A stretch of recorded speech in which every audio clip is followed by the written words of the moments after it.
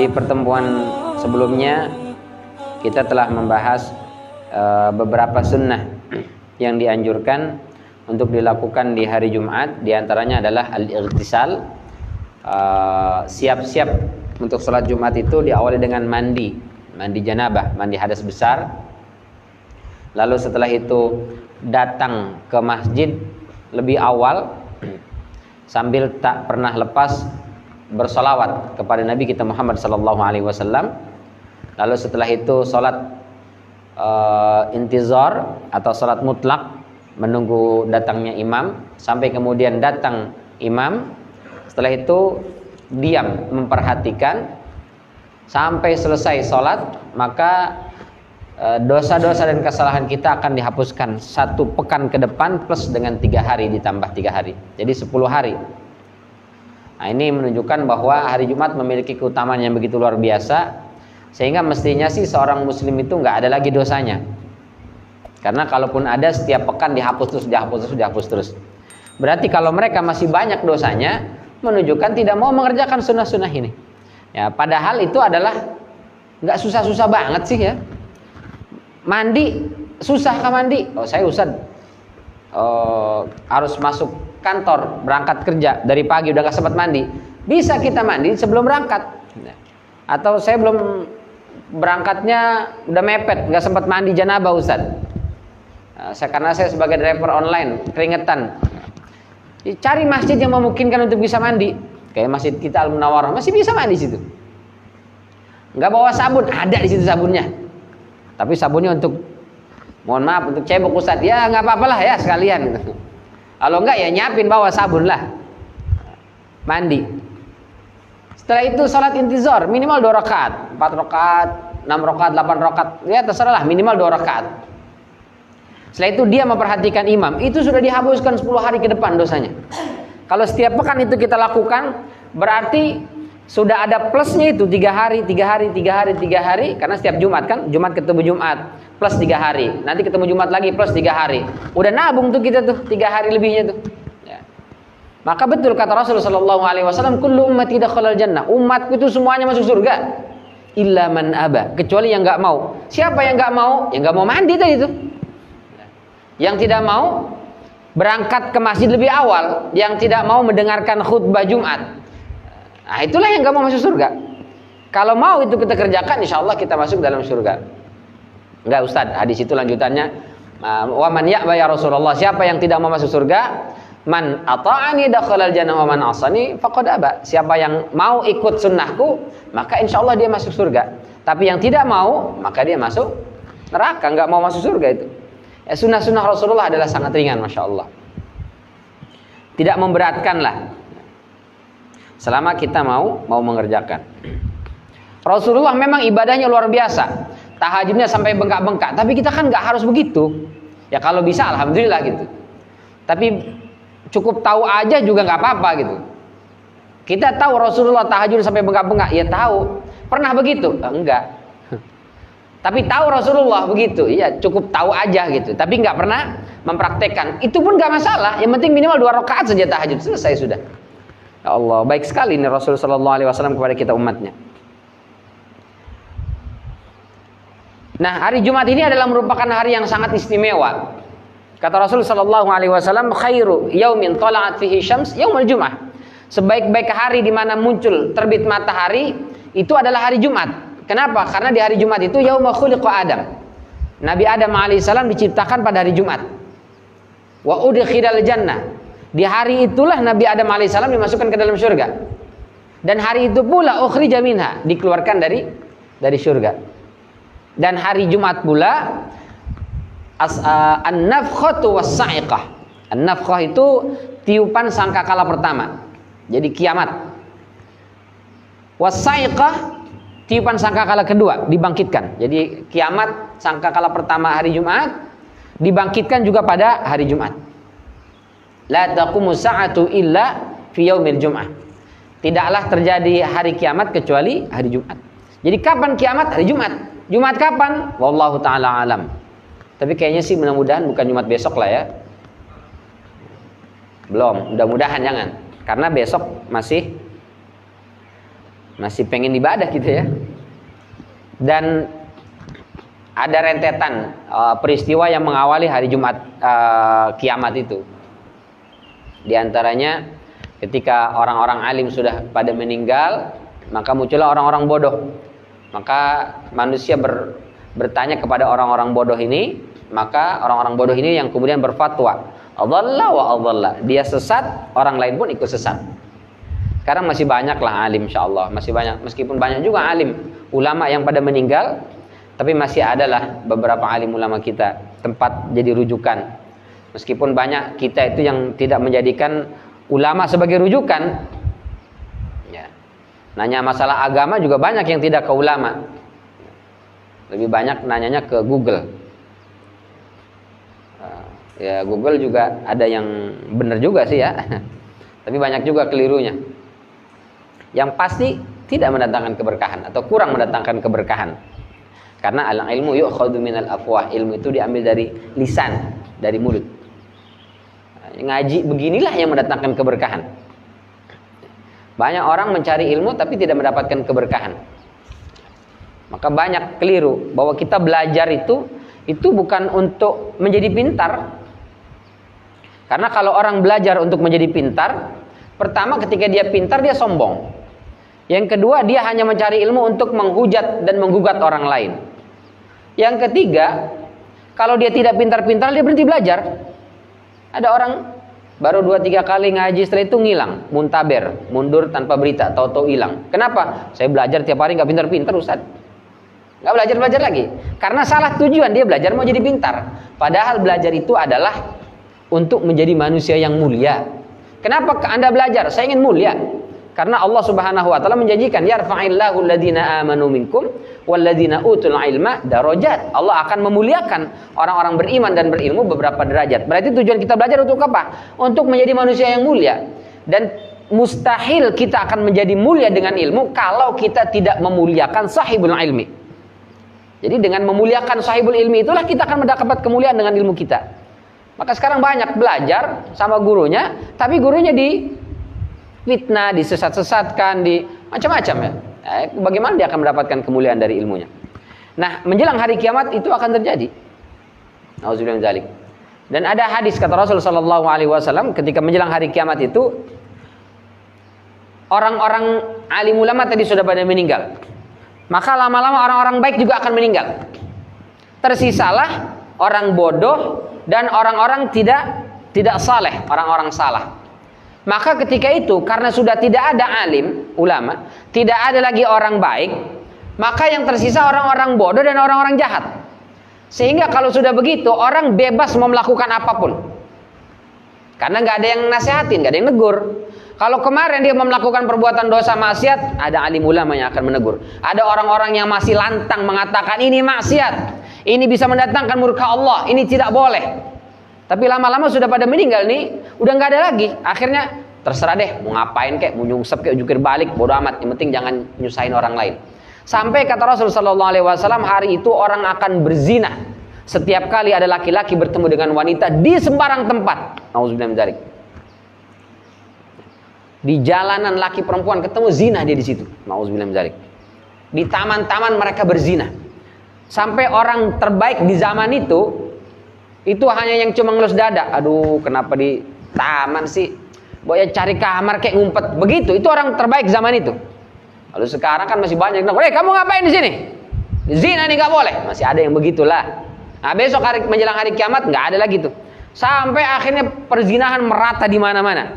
Maka wanita-wanita ketika itu akan hamil, melahirkan anak hasil zina, lalu Allah akan tahan rahim-rahim wanita itu. Setelah itu tidak ada lagi yang hamil. Sampai kemudian 40 tahun berselang, anak-anak tadi ini hasil zina ini tumbuh besar di rata-rata usia 40 tahun.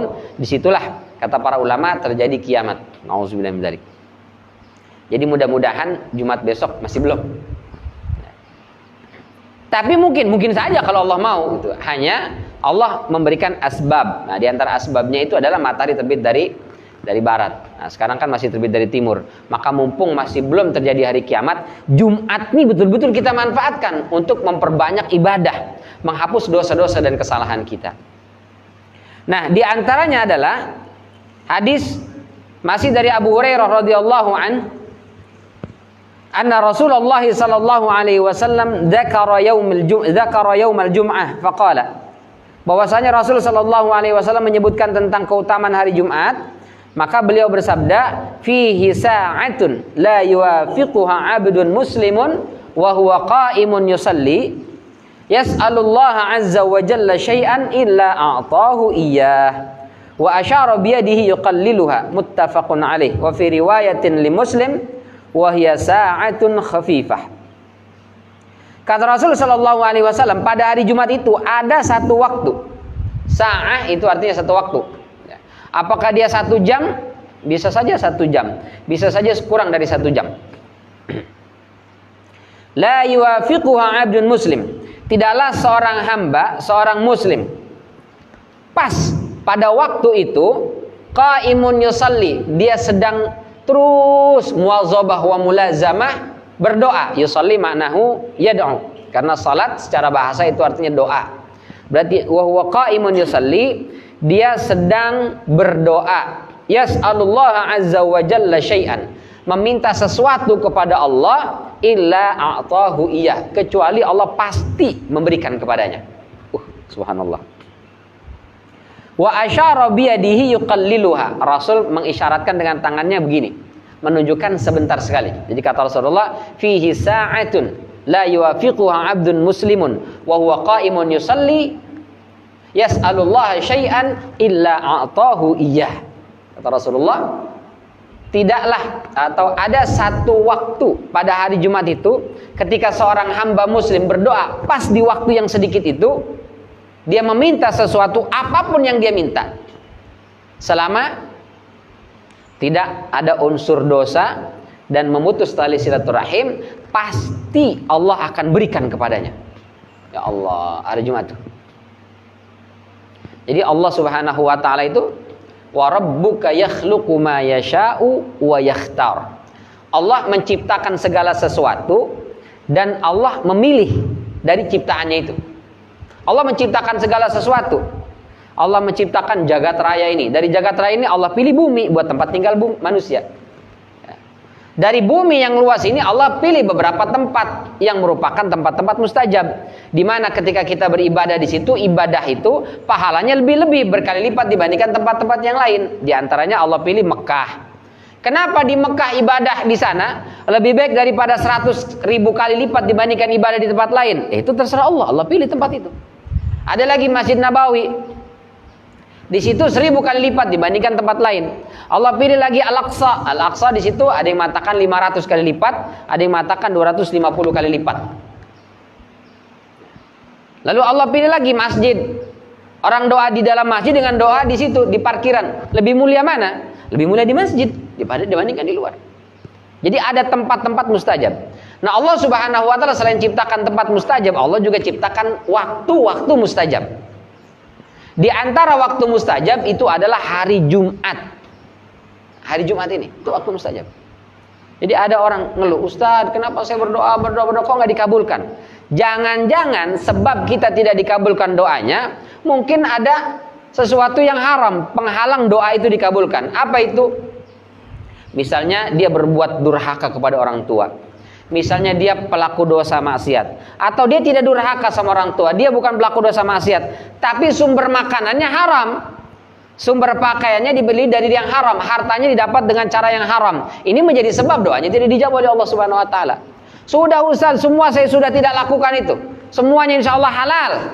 Saya berbakti sama orang tua, saya sudah berupaya meninggalkan perbuatan dosa dan maksiat, tapi kok tidak juga dikabulkan oleh Allah? Jangan-jangan kita doanya tidak di waktu-waktu mustajab. Nah, ada sementara orang doanya sedikit Ustaz, jarang-jarang aja dia, tapi semua yang diminta dikabulkan oleh Allah. Nah, dia jarang-jarang mintanya, tapi sekali minta, dia minta di waktu yang mustajab. Kita mintanya sering, tapi tidak di waktu yang mustajab, kalalah. Maka itu Rasul mengatakan fadlul alimi 'alal 'abidi ka fadlil qamari 'ala sairil kawakib. Keutamaan orang berilmu dengan ahli ibadah itu seperti keutamaan bulan dibandingkan planet-planet yang lain. Ya. Jadi ibadah itu penting, tapi berilmu sebelum ibadah itu jauh lebih penting. Ya. Karena ada orang ibadahnya banyak, ilmunya kurang, sedikit nilainya itu ibadahnya. Sementara ada orang ibadahnya sedikit tapi berilmu, wah itu nilainya lebih besar. Itu karenanya Allah Subhanahu wa taala turunkan Al-Qur'an. Pertama kali bukan sembahlah aku, imanilah aku, yakinilah aku, tauhidkanlah aku, bukan. Yang pertama kali adalah Iqra bismi rabbikal ladzi khalaq. Kenapa? Karena Allah nggak mau diimani tanpa ilmu. Allah tidak mau disembah tanpa ilmu. Allah tidak mau ditauhidkan tanpa menggunakan ilmu. Maka Iqra pertama kali diturunkan oleh Allah Subhanahu wa taala. Nah, kita belajar, sudah tahu, oh berarti hari Jumat adalah waktu yang mustajab. Seandainya ini mas, seandainya nauzubillah min dzalik. Dalam sepekan tidak pernah kita berdoa kepada Allah. Jumat saja kita maksimalkan itu sudah dapat. Ya. Sementara ada orang dia tiap hari sih doa, tiap hari doa. Tapi di waktu mustajab hari Jumat dia justru lalai. Nah ini kalah nih dengan yang cuma berdoa sekali sepekan yaitu hari Jumat saja. Masya Allah. Itu keutamaan ilmu tuh. Kapankah hari Jumat ini? Hadis selanjutannya an Abi Burdah an Nabi radhiyallahu anhu qala. Abi Burdah ini merupakan salah seorang sahabat ya yang dimuliakan dengan banyak meriwayatkan hadis-hadis ya. Dia merupakan bukan sahabat tabi'in al-masyhurin. Tapi sebagian ulama mengatakan hadis ini adalah mudtarib, ada yang mengatakan mudraj, ada yang mengatakan hadis ini cacat karena itu adalah bukan perkataan Rasulullah melainkan perkataan Abu Burdah. Apa katanya? Sami'tu Rasulullah sallallahu alaihi wasallam yaqul, aku mendengar Rasul sallallahu alaihi wasallam bersabda, kapankah waktu mustajab itu? Hiya ma baina an yajlisal imamu ila an tuqdas shalah, yaitu antara duduknya imam untuk menyampaikan khutbah sampai selesai sholat. Itulah waktu mustajab. Yang berikutnya ada riwayat Abu Daud dan juga An-Nasai, annaha baina salatil asri wa ghurubi syamsi, yaitu antara sholat asar sampai dengan terbenamnya matahari. Ada lagi hadis dari Abdullah bin Salam, diriwayatkan oleh Ibnu Majah. Abdullah bin Salam ini merupakan ahlul kitab yang kemudian masuk Islam.